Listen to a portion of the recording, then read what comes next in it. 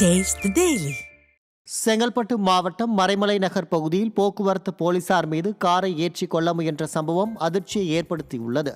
மறைமலை நகர் நகராட்சிக்குட்பட்ட பகுதிகளில் பொதுமக்களுக்கும் போக்குவரத்துக்கும் இடையூறாக இருந்த ஆக்கிரமிப்பு கடைகளை அகற்றும் பணியில் போலீசார் ஈடுபட்டிருந்த போது சொகுசு கார் ஒன்று அதிவேகமாக அப்பகுதியை கடக்க முயன்றது.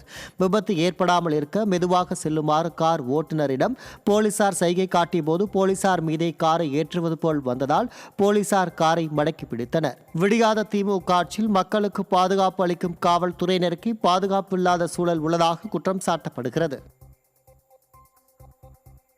நீலகிரி மாவட்டம் குன்னூர் உபதலை ஊராட்சியில் சாலையில் குவிக்கப்பட்டுள்ள குப்பைகளால் துர்நாற்றம் வீசுவதாக புகார் எழுந்துள்ளது.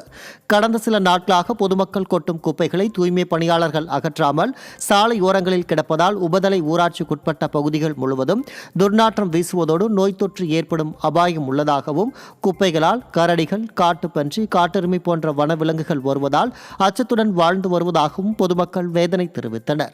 மேலும் விடியாத திமுக அரசின் ஊராட்சி அதிகாரிகள் குப்பைகளை அகற்ற நடவடிக்கை எடுக்க வேண்டும் எனவும் வலியுறுத்தினர். திண்டுக்கல் மாவட்டம் கொடைக்கானல் அண்ணா சாலை பகுதியில் குப்பைகள் கொட்டும் இடத்தில் புதிதாக கடை அமைக்கப்பட்டுள்ளது பொதுமக்களிடையே அதிர்ச்சியை ஏற்படுத்தியுள்ளது. ஆதித்தனார் மண்டபம் எதிரே பல வருடங்களாக நகராட்சி சார்பாக வைக்கப்பட்டிருந்த குப்பை தொட்டியை இரவோடு இரவாக அகற்றிவிட்டு புதிய கடை அமைக்கப்பட்டிருப்பதைக் கண்டு பொதுமக்கள் அதிர்ச்சி அடைந்தனர். இதனால் போக்குவரத்து நெரிசல் ஏற்பட்டு விபத்துகள் ஏற்படும் அபாயம் உள்ளதாக பொதுமக்கள் அச்சம் தெரிவித்தனர். விடியாத திமுக அரசின் நகராட்சி அதிகாரிகள் தலையிட்டு உரிய நடவடிக்கை எடுக்க வேண்டும் என்றும் கோரிக்கை விடுத்துள்ளனர்.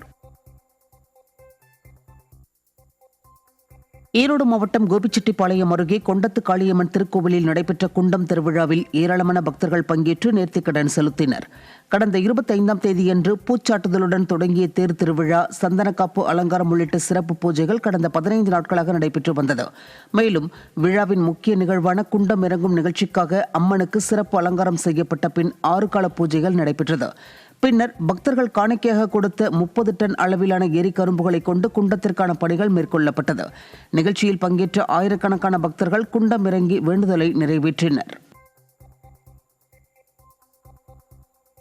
தென்காசி மாவட்டம் வீரசிகாமணி கைலாசநாதர் குடைவரை கோயில் பகுதியில் மது அருந்துபவர்கள் மீது ஏவல்துறை நடவடிக்கை எடுக்காமல் அலட்சியம் காட்டுவதாக புகார் எழுந்துள்ளது.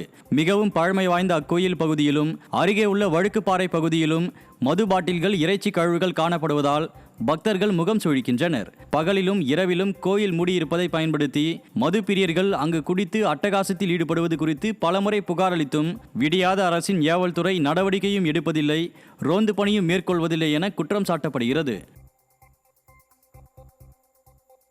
திருவள்ளூர் மாவட்டம் கடம்பத்தூர் அருகே அதிமுக ஆட்சியில் கொண்டுவரப்பட்ட அம்மா பூங்கா பராமரிப்பு இல்லாமல் பாழடைந்துள்ளதாக பொதுமக்கள் குற்றம் சாட்டியுள்ளனர். வெண்மனம்புதூரில் 20 லட்சம் ரூபாய் மதிப்பீட்டில் அம்மா பூங்காவும் 10 லட்சம் ரூபாய் மதிப்பீட்டில் உடற்பயிற்சி கூடாரமும் அமைக்கப்பட்டன.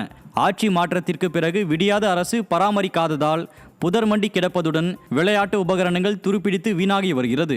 மேலும் குடிமகன்கள் மது அருந்தும் கூடாரமாக மாறி வருவதால் உடனடியாக பூங்கா மற்றும் உடற்பயிற்சி கூடத்தை புதுப்பித்து பயன்பாட்டுக்கு கொண்டுவர பொதுமக்கள் கோரிக்கை விடுத்துள்ளனர். திண்டுக்கல் மாவட்டம் கொடைக்கானலில் கடும் குளிர் நிலவி வருவதால் மக்கள் அவதியடைந்துள்ளனர். வழக்கத்தை விட அதிக அளவு குளிர் காணப்படுவதால் ஸ்வெட்டர், கையுறைகள் உள்ளிட்டவற்றை பகல் நேரத்திலும் அணிய வேண்டிய நிலைக்கு சுற்றுலா பயணிகள் தள்ளப்பட்டுள்ளனர். மேலும் குளிரிலிருந்து தற்காத்துக் கொள்ள உள்ளூர்வாசிகள் ஆங்காங்கே நெருப்பு மூட்டி குளிர் காய்ந்து வருகின்றனர். வேலூர் மாவட்டம் பேரணாப்பட்டு அருகே தனியாருக்கு சொந்தமான நிலத்தில் மாட்டுத்தோல் கழிவுகளை கொட்டி காய வைப்பதால் துர்நாற்றம் வீசி சுகாதார சீர்கேடு ஏற்பட்டு நோய் தொற்று ஏற்படும் அபாயம் உள்ளதாக குடியிருப்பு வாசிகள் புகார் தெரிவித்துள்ளனர். சிவராஜ் நகர் பகுதியில் 500க்கும் மேற்பட்ட குடும்பங்கள் வசித்து வரும் நிலையில் சுவாச கோளாறு ஏற்பட்டு ஏராளமானோர் மருத்துவமனையில் சிகிச்சை பெற்று வருவதாகவும் வேதனை தெரிவிக்கின்றனர். விடியாத திமுக அரசின் அதிகாரிகள் நேரில் சென்று ஆய்வு நடத்தி உரிய நடவடிக்கை எடுக்க வேண்டுமென அப்பகுதி மக்கள் கோரிக்கை விடுத்துள்ளனர். தேனி மாவட்டம் கூடலூர் அருகே முக்கிய சுற்றுலா தலமான சுருளி அருவி பகுதியில் நெகிழி கழிவுகளால் வனவிலங்குகள் பாதிக்கப்படுவதாக பொதுமக்கள் வேதனை தெரிவித்துள்ளனர். கட்டண வசூல் மையம் அருகிலேயே உடைமைகள் சோதனை முடிந்த பின்னரே அருவிக்கு செல்ல சுற்றுலா பயணிகள் அனுமதிக்கப்படும் நிலையில் இதுபோன்ற நெகிழி கழிவுகள் வனப்பகுதிக்குள் எப்படி வருகிறதென வனத்துறையினர்தான் பதில் தர வேண்டுமென குற்றம் சாட்டும் மக்கள் வருவாயை மட்டும் பார்க்காமல் வனவிலங்குகளை பாதுகாக்க வேண்டுமென கோரிக்கை விடுத்துள்ளனர். கோவை மாவட்டம் மதுக்கரை அருகே கார் தீப்பிடித்து எரிந்ததில் இளைஞர் ஒருவர் பரிதாபமாக உயிரிழந்தார். திருமலையம்பாளையம் பகுதியில் பெட்ரோலிய பொருட்களை நிலத்தடி பைப் மூலம் கொண்டு செல்லும் பணி நடைபெற்று வருகிறது. இதற்காக சாலையோரத்தில் பைப்புகளை ஒன்றுடன் ஒன்று இணைத்து பூமிக்கடியில் புதைக்கும் பணிக்காக வைக்கப்பட்டிருந்தன. இந்த நிலையில் அதிவேகமாக வந்த கார் ஒன்று பெட்ரோலிய பைப்புகள் மீது மோதி விபத்திற்குள்ளானது. இதில் 2 இளைஞர்கள் காரில் இருந்து குதித்து உயிர் தப்பிய நிலையில் இடதுபுறமாக அமர்ந்திருந்த குளத்துப்பாளையத்தை சேர்ந்த விமல் என்ற இளைஞர் உடல் கருகி உயிரிழந்தார். செங்கல்பட்டு அருகே அடுக்குமாடி குடியிருப்பிலிருந்து தவறி விழுந்து சிறுவன் உயிரிழந்த சம்பவம் சோகத்தை ஏற்படுத்தியுள்ளது. முள்ளிப்பாக்கம் கூட்டுச்சாலையில் உள்ள அடுக்குமாடி குடியிருப்பின் 8வது மாடியில் வசிக்கும் கார்த்திகேயன் என்பவரின் மகன் நவீன் சோஃபாவில் விளையாடிக் கொண்டிருந்த போது ஜன்னல் வழியாக கீழே விழுந்து உயிரிழந்தார். அடுக்குமாடி குடியிருப்பில் பணிகள் முழுமையாக நிறைவடையவில்லை என்றும் கட்டுமான நிர்வாகம் அளித்த 20 வாக்குறுதிகளில் ஒன்றை கூட நிறைவேற்றாததை கண்டித்தும் 100க்கும் மேற்பட்ட குடியிருப்பு வாசிகள் செங்கல்பட்டு திருப்போரூர் சாலையில் மறியலில் ஈடுபட்டனர். தஞ்சாவூர் மாவட்டம் கும்பகோணத்தில் செங்கரும்புக்கு அரசு அறிவித்த தொகையை நேரடியாக வங்கிக் கணக்கில் வரவு வைக்க தமிழக அரசு நடவடிக்கை எடுக்க வேண்டுமென கரும்பு விவசாயிகள் கோரிக்கையை விடுத்துள்ளனர்.